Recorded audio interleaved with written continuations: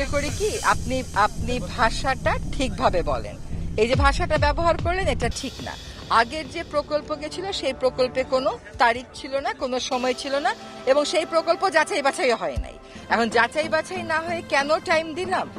সরকার যখন একটা প্রকল্প সাবমিট করে সরকারকে বলতে হয় সে কবের মধ্যে কাজটা শুরু করতে চায়, যাতে অন্য যে দেশটা আছে যে সাহায্য দেবে সেও ওই ডেটটা মাথায় রেখেই কাজটা করে। কিন্তু এখন দেখা যাচ্ছে যে প্রকল্পটা অনেক বেশি জটিল হওয়ার কারণে তিনটা জিনিস এখানে দেখতে হবে: বন্যা নিয়ন্ত্রণ, নদী ভাঙন রোধ, একই সাথে সেচ দেওয়া। ফলে এইটা ফুল প্রুফ করার জন্য ওনারা একটু সময় নিচ্ছে। যে অন্যান্য বারের থেকে এইবারে ডিফারেন্ট কেন জানেন? এবারে আমরা বিস্তারিত কাজ করেছি, আমরা সম্পর্কটা ঘনিষ্ঠ, আর চীনের সাথেও কিন্তু আমরা নদী শেয়ার করি। হ্যাঁ, আমাদের একটা নদীর কিন্তু উৎপত্তি চীনের ওখান থেকে হয়েছে।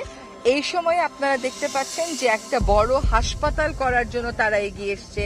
বাংলাদেশে অনেক রকমের স্বাস্থ্য সেবার ক্ষেত্রে, ইনফ্রাস্ট্রাকচারের ক্ষেত্রে, এমনকি এই যে তিস্তা প্রকল্পের ক্ষেত্রেও তারা এগিয়ে এসছে। কিন্তু তাদের প্রতি আমাদের একটা খুবই উজ্জ্বল, কারণ যেখানে কাজ তারা করছেন তারা তো আর ফেলে রাখেননি, কাজ আমরাও করেছি, রাজনৈতিক দলগুলো তাদের অঙ্গীকারে রেখেছে।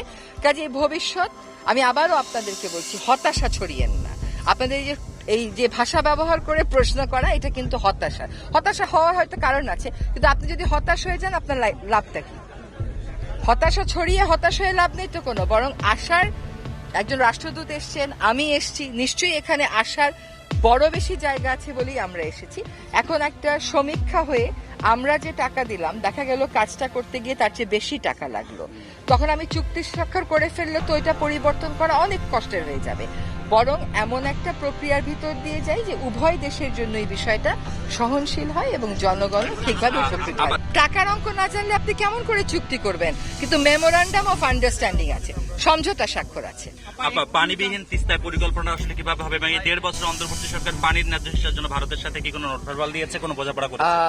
পানির ন্যায্য হিস্যা এটা একটা চলমান প্রক্রিয়া। আপনি 54 বছরের কথাটা আগে জিজ্ঞেস করেন, তারপরে 1.5 বছরের কথাটা জিজ্ঞেস করেন। আর 2 নম্বর কথা হচ্ছে, এগুলো যেহেতু বড় রাজনৈতিক ইস্যু, আমরা মনে করি নির্বাচিত সরকার এসে এটা করাটাই ভালো।